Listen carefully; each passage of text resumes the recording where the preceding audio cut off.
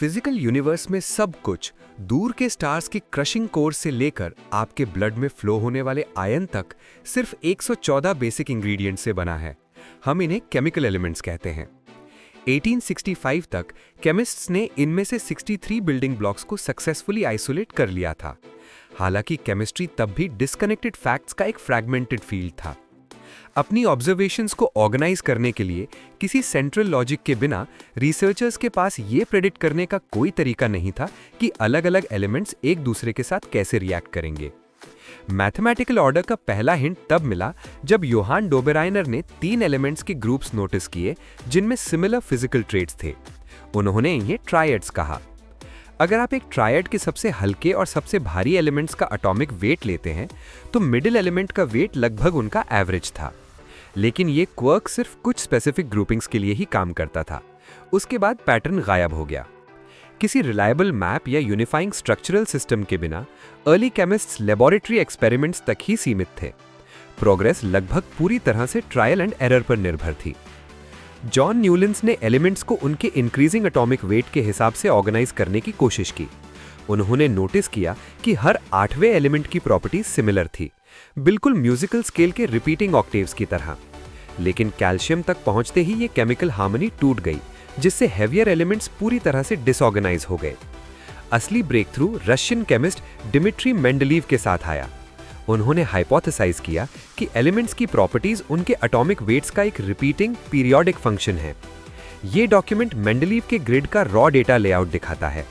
जब उनके अरेंजमेंट ने किसी नोन एलिमेंट को ऐसे कॉलम में फोर्स किया जहां उसकी केमिकल प्रॉपर्टीज ग्रुप के बाकी एलिमेंट से मैच नहीं करती थी, तो मेंडलीव ने केमिस्ट्री को इग्नोर करने से इनकार कर दिया।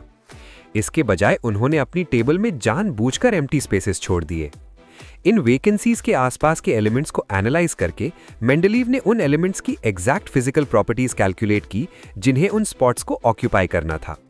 उन्होंने एक अनडिस्कवर्ड सब्सटेंस, जिसे उन्होंने एका एल्यूमिनियम कहा, उसके वेट, डेंसिटी और मेल्टिंग पॉइंट को प्रिडिक्ट किया। जब बाद में गैलियम की खोज हुई तो उसकी फिजिकल प्रॉपर्टीज उनकी मैथमेटिकल कैलकुलेशन से लगभग परफेक्टली मैच कर गईं। लेकिन ग्रिड में अभी भी एक डिस्क्रिपेंसी थी। कोबाल्ट और निकल जैसे एलिमेंट्स मास के हिसाब से परफेक्टली फिट नहीं बैठ रहे थे। मेंडलीव को उन्हें करेक्ट केमिकल फैमिलीज में रखने के लिए उनकी पोजीशंस को एक्चुअली स्वैप करना पड़ा। इसने इंडिकेट किया कि एटॉमिक वेट टेबल को गवर्न करने वाला एक्चुअल मेट्रिक नहीं था। मेंडलीव ने एलिमेंट्स के रिपीटिंग आर्किटेक्चर को सक्सेसफुली आइडेंटिफाई कर लिया था। बस उनके पास वो स्पेसिफिक साइंटिफिक रूल नहीं था जो ये एक्सप्लेन कर सके कि ये काम क्यों करता है। 1913 में इंग्लिश फिजिसिस्ट हेनरी मोजले ने इस ट्यूब की तरह एक ट्यूब का यूज करके अलग अलग एलिमेंट्स द्वारा एमिट की गई एक्सरे स्पेक्ट्रा को मेजर किया। मोजले ने डिस्कवर किया कि एक्सरेज की फ्रीक्वेंसी एक एलिमेंट से दूसरे एलिमेंट तक एक परफेक्टली स्ट्रेट लाइन में इंक्रीज होती है। उन्होंने प्रूव किया कि किसी एलिमेंट की आइडेंटिटी उसके एटॉमिक मास से डिटरमाइन नहीं होती, बल्कि उसके न्यूक्लियर चार्ज यानी उसके न्यूक्लियस में प्रोटॉन्स के एग्जैक्ट नंबर से होती है, जिसे एटॉमिक नंबर कहते हैं। इसने मॉडर्न पीरियोडिक लॉ को एस्टैब्लिश किया। जब एलिमेंट्स को उनके इंक्रीजिंग एटॉमिक नंबर से सीक्वेंस किया जाता है तो सिमिलर फिजिकल और केमिकल बिहेवियर्स प्रेडिक्टेबल और रेगुलर इंटरवल्स पर रिकर होते हैं। फोकस को प्रोटॉन काउंट पर शिफ्ट करने से कोबाल्ट और निकल मास एनॉमलीज इंस्टेंटली रिजॉल्व हो गईं। इसने एक ऐसा लॉजिकल फ्रेमवर्क प्रोवाइड किया जिसने हर एलिमेंट को उसकी फंडामेंटल आइडेंटिटी के बेस पर करेक्ट पोजीशन पर रख दिया। ये डायग्राम 7 हॉरिजॉन्टल रोज को आउटलाइन करता है, जिन्हें पीरियड्स कहते हैं। एक रो से दूसरी रो की तरफ नीचे जाना एक नए प्रिंसिपल एनर्जी लेवल को भरने की शुरुआत को दर्शाता है, जिसमें ऑर्बिटिंग इलेक्ट्रॉन्स का एक नया आउटर शेल ऐड हो जाता है। 18 वर्टिकल कॉलम्स ग्रुप्स हैं। एक ही कॉलम को ऑक्यूपाई करने वाले हर एलिमेंट के आउटर मोस्ट शेल में वैलेंस इलेक्ट्रॉन्स का एग्जैक्ट सेम नंबर होता है। क्योंकि वो इस आउटर कॉन्फ़िगरेशन को शेयर करते हैं, इसलिए वो रिलेटेड केमिकल प्रॉपर्टीज शो करते हैं। इन इलेक्ट्रॉन कॉन्फ़िगरेशंस के हिसाब से ग्रिड नेचुरली 4 स्पेसिफिक जोन्स में ऑर्गेनाइज हो जाता है: एस, पी, डी और एफ ब्लॉक्स।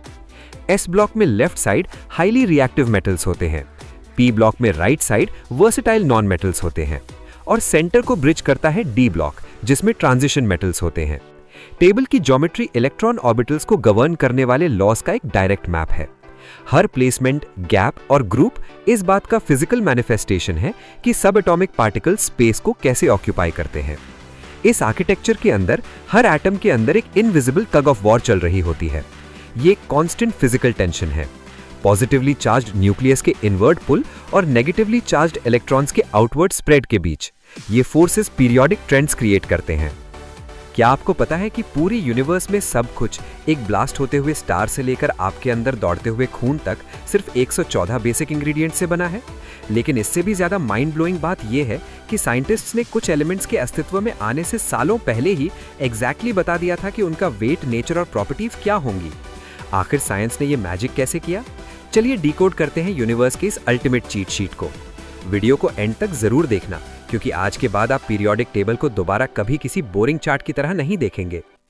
ये ग्राफ एटॉमिक रेडियस को चार्ट करता है। एक पीरियड में लेफ्ट टू राइट जाने पर रेडियस श्रिंक होता है, क्योंकि ज्यादा प्रोटॉन्स इलेक्ट्रॉन शेल को टाइटर पुल करते हैं। लेकिन ग्रुप में नीचे जाने पर एटम एक्सपैंड होता है। हर स्टेप एक नया ऑर्बिटल रिंग ऐड करता है, जो आउटर इलेक्ट्रॉन्स को शील्ड करता है। ये फिजिकल साइजिंग आयनाइजेशन एंथैल्पी को डिक्टेट करती है, यानी किसी इलेक्ट्रॉन को रिमूव करने के लिए कितनी एनर्जी चाहिए। ये रिक्वायरमेंट टेबल के टॉप राइट पर पीक करती है, जहां टाइनी एटम्स अपने इलेक्ट्रॉन्स को एक्सट्रीम फोर्स के साथ होल्ड करते हैं। टॉप राइट कॉर्नर पर ही आपको हाईएस्ट इलेक्ट्रोनेगेटिविटी मिलती है, जो किसी बॉन्ड में शेयर्ड इलेक्ट्रॉन्स को अट्रैक्ट करने की एटम की टेंडेंसी है। फ्लोरीन जैसे small elements aggressive electron stealers होते हैं, जो फार लेफ्ट पर मौजूद लार्जर एटम से इलेक्ट्रॉन्स को स्ट्रिप कर लेते हैं। इन इंटरलॉक्ड फोर्सेस की वजह से किसी एलिमेंट का केमिकल बिहेवियर ग्रिड पर उसके ज्योग्राफिकल कोऑर्डिनेट्स के बेस पर पूरी तरह से प्रेडिक्टेबल है। इंजीनियर्स मॉडर्न टेक्नोलॉजी बिल्ड करने के लिए इन स्पेसिफिक पोजीशंस को एक्सप्लॉइट करते हैं। वो टॉप लेफ्ट कॉर्नर से लिथियम सेलेक्ट करते हैं, क्योंकि अपने सिंगल वैलेंस इलेक्ट्रॉन पर इसकी लूज ग्रिप बैटरीज में करंट फ्लो के लिए आइडियल है। वो सिलिकॉन का यूज करते हैं, क्योंकि इसकी बैलेंस्ड प्रॉपर्टीज इसको माइक्रोचिप्स के लिए परफेक्ट सेमीकंडक्टर बनाती हैं। ग्रिड का स्ट्रक्चरल लॉजिक इतना रिलायबल है कि साइंटिस्ट्स लेबोरेटरी में कॉन्फिडेंस के साथ पूरी तरह से नए आर्टिफिशियल एलिमेंट सिंथेसाइज कर सकते हैं, ये जानते हुए कि क्रिएट होने से पहले ही वो कैसा रिएक्ट करेंगे। 63 रैंडम सब्सटेंसेस को सॉर्ट करने की एक केओटिक स्ट्रगल के रूप में जो शुरू हुआ था, वो साइंस में सबसे सक्सेसफुल ऑर्गेनाइजेशनल सिस्टम बन गया है। पीरियोडिक टेबल फिजिकल यूनिवर्स के लिए एक कॉम्प्रिहेंसिव मैप के रूप में काम करता है, जो हर नोन सब्सटेंस को कैटलॉग करता है और न्यू मैटर क्रिएट करने के लिए एक प्रेडिक्टिव फ्रेमवर्क प्रोवाइड करता है। तो अगली बार जब आप उस पीरियोडिक टेबल को देखें, तो याद रखना ये सिर्फ लेटर्स और नंबर्स का चार्ट नहीं है, ये एक्चुअली फिजिकल यूनिवर्स का सबसे परफेक्ट मैप है, जिसके बिना आपका स्मार्टफोन, बैटरीज और आज की कोई भी मॉडर्न टेक्नोलॉजी पॉसिबल नहीं होती।